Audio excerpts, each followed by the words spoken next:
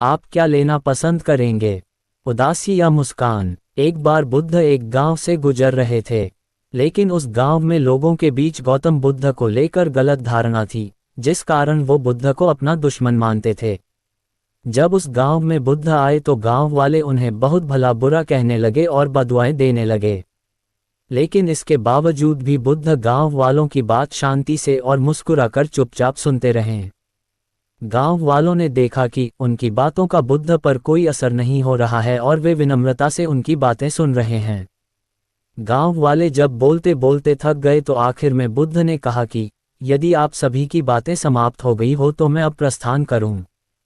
बुद्ध की बात सुनकर गांव वाले हैरान रह गए, लेकिन उस भीड़ में एक व्यक्ति ने बुद्ध से कहा कि हमने तुम्हारी कोई प्रसन्नता नहीं की है, हम तुम्हें बदुआएं दे रहे हैं, क्या तुम्हें इससे कोई फर्क नहीं पड़ता? बुद्ध मुस्कुराते हुए बोले, जाओ, मैं आपकी गालियां या बद्दुओं को लेता ही नहीं। आपके द्वारा दी गई गालियों से भला मेरा क्या होगा? जब तक कि मैं आपकी गालियों को स्वीकार ही नहीं करता इसका कोई परिणाम ही नहीं होगा।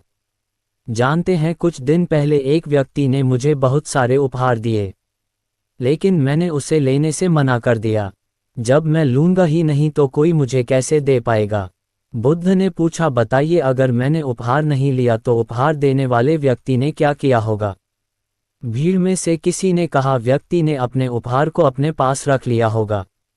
बुद्ध ने कहा, मुझे आप सब पर इसलिए दया आती है क्योंकि मैं आपकी इन गालियों को लेने में असमर्थ हूं और आपकी ये गालियां आपके पास ही रह जाएगी।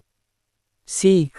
भगवान गौतम बुद्ध के जीवन से जुड़ी इस कहानी से यह सीख मिलती है कि हम अक्सर अपने दुखों का कारण दूसरों को समझते हैं, लेकिन असल में ये हम पर ही निर्भर करता है कि हम वास्तव में क्या लेना चाहते हैं, खुशी या गम, उदासी या मुस्कान।